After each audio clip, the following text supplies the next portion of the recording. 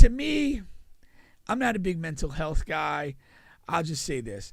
There are things more important to him right now than winning basketball games, and I think it's time for the Warriors to move on from him. I think he's done, and he needs to be done there. He's no longer helping the team. Well, if you get rid of Draymond, you might as well blow it up. Yeah, you do. Yeah. And that's really where I'm at with this. Because you're not going to get much for him anyway. No, this is really where I'm at with this. I think you and I hate to say it because I always love Clay, but I think he's done. He's done. Yeah, I think Draymond's done. This team, as it's constituted, is done. And I love Steve Kerr, but I don't even know if he's the right guy to coach the rebuild. He might have run his course here.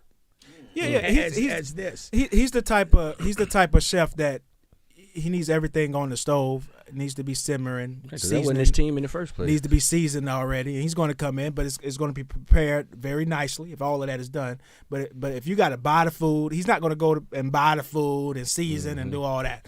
All right, now listen. So Draymond, of course, everybody knows from that right now, unless you've been living under a rock. Draymond has been officially suspended for the hit on Nurses. I'm going to play a little videotape here. The trick here is I got to mute it as soon as it plays. So let's go here.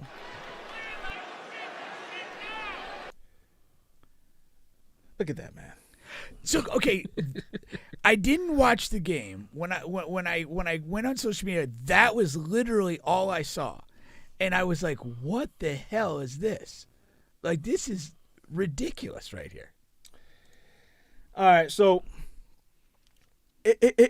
here's my take on it that I really haven't seen anyone talk about that much. I know you were talking to him earlier about the 80s and 90s basketball players, okay? Right.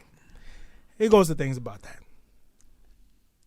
I hate when people complain and bitch about the NBA being so soft, and then when Draymond is doing things like this, they are up in arms about Draymond hitting people and doing things like that. Now, I'm going to let you make your point about him not doing these things. It's like he's sneaking and doing them.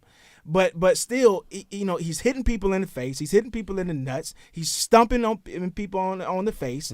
However you want to place it. Knocking out his teammates. Yeah, it's not basketball, and it's wrestling. It's UFC and all of that. And that's what the 80s and 90s were full of. They were 90% of those guys just running around doing stuff like this. And that's why I think it's an overrated time of basketball. But that's what they were doing. The clotheslining people. They were sneaking and doing that. Like, these people, every time you see a 90s clip, these people are not squaring up, and they're doing some squaring up, but they're not just all the time squaring up and elbowing and clotheslining people. These are people going to the lane, and all of a sudden they get a elbow to the face. That's sneaking and doing stuff. That's a similar lane of what Draymond is doing. Mm-hmm. You know what I mean? And, the NBA was so tough then. You couldn't go to the lane because somebody will take your head off. And you couldn't post anybody up because, you never know. You might get a elbow to the sternum. You know what I mean? Like, that's what they loved about that. Now you don't love it when Draymond's doing it? Why? I'm not that guy who's makes those but arguments. you know. Yeah, I don't care. I don't.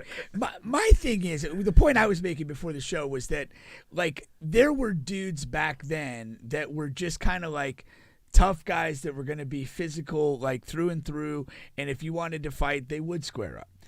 I don't see Draymond as that type of guy.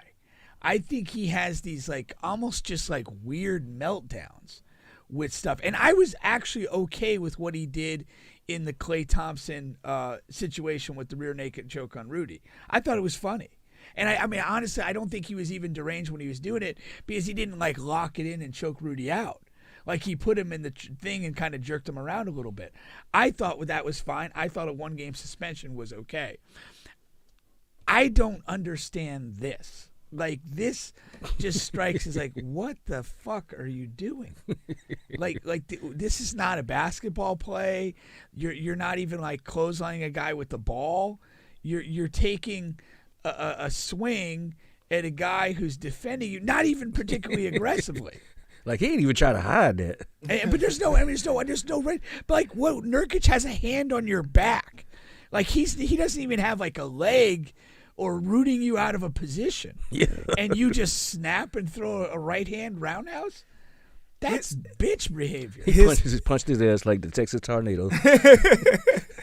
And his reasoning was so like just dumb. What did he say? He was saying how he was trying to flail for a foul call. Right. You see what I'm saying? And but you could see, like, okay, if he really wanted to like hit him and stand on hitting him, he would have followed through and stood over him. But what he did, after he makes contact, he has that big sort of right overhand flare away, which again, he's doing exactly what he told you he did. He's trying to somehow make this deliberate punch into some bizarre flailing episode.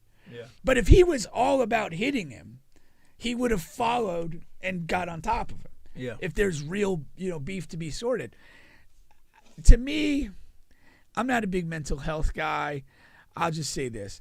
There are things more important to him right now than winning basketball games, and I think it's time for the Warriors to move on from him. I think he's done, and he needs to be done there. He's no longer helping the team. Well, if you get rid of Draymond, you might as well blow it up. Yeah, you do. Yeah. And that's really where I'm at with this. Because you're not going to get much for him anyway. No, this is really where I'm at with this. I think you and I hate to say it because I always love Clay, but I think he's done. He's done. Yeah, I think Draymond's done. This team, as it's constituted, is done. And I love Steve Kerr, but I don't even know if he's the right guy to coach the rebuild. He might have run his course here. Yeah. As this. He's the type of chef that he needs everything on the stove. It needs to be simmering. That wasn't his team in the first place. Needs to be seasoned already. And he's going to come in, but it's going to be prepared very nicely if all of that is done. But if you got to buy the food, he's not going to go and buy the food and season and do all that. All right, now listen. I thought that Charles Barkley made a great point about Draymond because he was saying how, Charles Barkley was saying himself, he's high on the technical fouls list. And if you really pay attention and look at it, most of those ejections came from later in his career when he wasn't the player that he used to be, when he couldn't play and perform as much as he used to. And it wasn't that he had beef with this particular player that he got into it with, or in practice he was saying how he fought a couple of players in practice. It wasn't because of that. It was internally he couldn't play like he used to, whatever, athletically and things like that. And if you look at Draymond, I mean, he's a guy who, he's an all-time defender. You know what I mean? He's an all-time defender. He's a good playmaker. And when you got guys who are just going around you and you can't athletically keep up with guys anymore, he may feel. I 100% agree with that. And that's what I said. There's something. Yeah. There are things going on that's more important to him than winning games, and maybe it's coming to the grips with the end of his career, the end of his functionality as a player, and it is what it is, and that's why I think this season the Warriors have struggled as a team. Draymond and Clay have been particularly bad, but they've also been bad people. And I mean, it's a little dramatic to say Clay's a bad person. I mean, he's not like doing anything crazy, but like Clay's lost any sense of swagger. He's like lashing out. Verbally. And he's out of character because they're facing the end of this. And knowing you playing bad and demanding a max contract from the front office, you're a bad person. You're a bad person. Yeah, that's a bad motherfucker. They kept this. I mean, I hate to say it. I mean, they just kept this group together too long. And now they're paying the price for that. And guess who else? I mean, and Andrew Wiggins is playing the worst out of all. Well, he's playing the worst out of all. He's playing the worst out of all. No, he passed away last year, and that's exacerbated the whole situation. Said he passed away last year. Well, he took that leave of absence, and he physically walked back in the building, but he hasn't been there as a player. And he's in his prime. Well, but if you want to look at this in a whole way, that is the most significant failure because, again, he's a guy in his prime that should kind of grow into this and kind of be there to kind of cover the decline of a few others, and he himself has just lost himself. And so that's really the thing. If Wiggins kind of elevated on his finals performance, this whole thing's a little bit more sustainable. Sure. But he's just gone missing literally and figuratively since last year. And that's expedited the decline. I love Curry just like everyone else does, but I'm not gonna say I'm happy, but it's kind of like it's interesting that he's going through this, because a lot of people see LeBron has went through this several times, and because you can look at a team, whatever, a passive NBA person say, oh, Steph has Draymond, he has Clay, he has Andrew Wiggins. How come they're not winning? Well, it must be Curry's fault. Curry is not playing as well. And guess what? Yeah, Curry is not playing as well as he did last year or the year before. He's still playing fine, but not as much as years past. The people around you matter. Your team matters. No, I'm not saying people are saying that. I'm just saying it's a literal. People love Curry. Steph's still killing, man. He's Curry is doing well, but he's not playing as well as he did in MVP years in years past. Now, listen, this is the point I'm making, because when Dwayne Wade became a useless NBA player, when he became a supreme bum, when Chris Bosh had some type of heart failure that came out of God's green earth, I don't know where that came from. And then you had Shane Battier pass away on the court. And you had all these guys. Mario Chalmers became Smush Parker in less than a year. And you had all of these guys. And Ray Allen just became old. After the big shot against San Antonio, Ray Allen just became like old dude. a really old guy. And the thing was, why can't LeBron get this done? And he has Dwayne Wade. He has Chris Bosh. He has Ray Allen. No, those guys are not those guys. These guys are not. They're the Looney Tunes characters from the Jordan movie. Space Jam. You know what I mean? That's who they are now, and that's what Curry is experiencing with the Warriors now. Now, like the black Skip Bayless, you Crip Bayless. No, I mean, what did I say? That was a lie. You over the top, man. What's over the top? They Chris Bosh did get a heart murmur, and Dwayne Wade did turn into a supreme bum. It was a blood, said it was a blood supreme clotting bum. issue. It's the same thing. What you say, Shane Battier passed away on the court? Yeah. What am I saying? That's literally what happened. Is it because me and Steph are light skinned? No, Steph. No, and what I'm saying is, it's just he's experiencing a similar situation. That's all. And I wonder how, because the answer is to blow this up.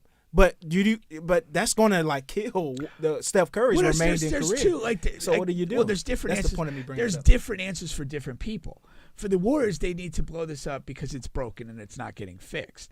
What it says about Steph, though, is that this is where the LeBron parallel is important. Like, he's always had a sense of when the organization's failing around him and left.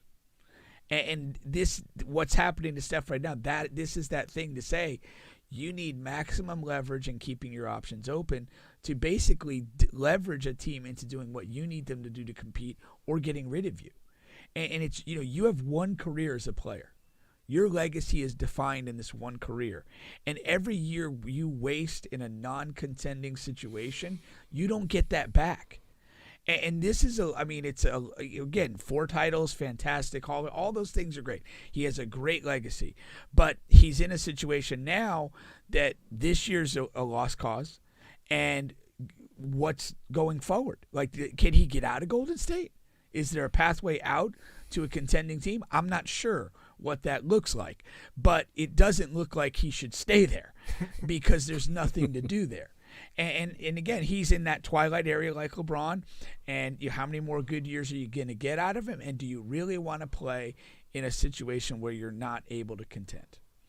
This is, player empowerment. You have one career. You need to maximize it by being in contending situations every possible year. And you cannot sit there and endure rebuilds. You can't wait for people that you can't trust to do things they probably won't do. No, that's very true, man. And Steph, this is what I want to say. Listen, man, Draymond, he's not going to get any better. Something is wrong with him, and also his skills are diminishing athletically. Klay Thompson, he's done. You can see it. He's cooked. You see it every day. They had to bench him in the fourth quarter, just the previous game. These young guys, Moody and the other cat, the Kuminga, they are progressing, but they're not progressing at the rate that you need them to compete for championships, all right? Looney is an undersized big, and without Draymond, and then with Looney there, you can't do anything with Jokic. It's time to get out. And what team has assets and is in a winning situation? None other than the Philadelphia 76ers, Curry. You need to go to the front office and don't waste any time. You have a couple of great years left, and you need to go there and you need to say, hey, trade me to Philly or I'm sitting out and I'm going to make a big fucking deal out of this. Crip Bayless Pink. No, it's what he needs to do. Bubba Bayless. Let me ask you something. Let's do the trade machine. Trade machine. But not 76ers, realistic trade machine. That's the realistic. We not only do we What's have the package? Yeah, what's the package? we have all of these picks that we just received from blessings of James Harden. I do appreciate you, my man. And we have all of those picks. And then we also have an expiring deal in Tobias Harris. Okay, so you get that, and you're able to do with that what you may. And we have some other great pieces here. Now listen, here goes the thing. A lot of teams around the league, if you really think about it, they already have guards. Yeah, that's oh no, that's definitely D-Row. Oh. Your phone too close to the mic. Oh shit. Yeah. We might can get you something. To lean that up on soon. Yeah, so yeah, a lot of these teams already have young guards or experienced guards if you really think about it. Like the Spurs don't have anything they could trade. Yeah, if you want to do it, but that's not even on the same timeline. Wemby Spurs and are Curry. too far away. Yeah. So if you really think about it, Philly is the team. Well, I'm telling think you. about this. Even if we have to add Maxey in. I don't believe that you have to blow up the team yet. I think you have to blow up the team, but not to rebuild, to retool. Because I think Vucevic is on his way out of Chicago. Man, Vucevic is not doing Vucevic anything is for not the moving damn anybody's needle. Warriors, man. No. He's 20 and 10 still. No, that's empty calories, my man. Listen, man, if you watch Chicago, you'll understand what we're saying by that. Vucevic he's not the answer. And the thing about retooling versus rebuilding, it depends on the pieces you have to retool. Like you're not going to get anything back for Draymond was literally Draymond's worth. You understand? Same thing for Clay. They'll move Clay. Same thing for Clay though. Like what are you realistically going to get back for a one-way player who's barely that one way anymore? If you move Clay now, you get an expiring contract for a team who want to dump money. Okay. So you can move Clay right now. Okay, but guess what? You move Clay for an expiring contract. Guess what? You're still over the cap. You remember they have 3 max contract players and then one that's near max in Draymond. They you know what I'm saying? So they have in Clay. So you have Draymond, you have Steph, and you have Andrew Wiggins. Andrew Wiggins is the piece. All right, Andrew Wiggins is the second highest paid player on that team right now. If you can. I don't think you can trade Andrew. I don't. I think he's untradeable. Well, the problem nobody is that wants him. The 3 biggest properties they have outside of Steph are Clay, Draymond, and Wiggins, and all 3 of them arguably have never been at a lower value. Yeah, they in decline. So that's the thing. Like if one of them was you know what I mean, you can retool this. You know what I mean? Like if one of them had that value, the problem is they don't have that value, and they have high contracts, except for Clay whose contract is ending soon. All right, so you do have that. You know, so that is the piece if you want to do that, but you're still not gonna get anything back that can get you in the championship hunt. So rebuilding is going to be the key. Now the problem with the Warriors is, I'm 95% sure they're going to ride this out because there's all of these guys are emotional figures to the team. Mm-hmm. Like Clay, Draymond, all of these guys, like if they could move off Wiggins, yeah, they will move off Wiggins like tonight if they could. but Draymond and Clay, that's going to take a lot to move off of those guys.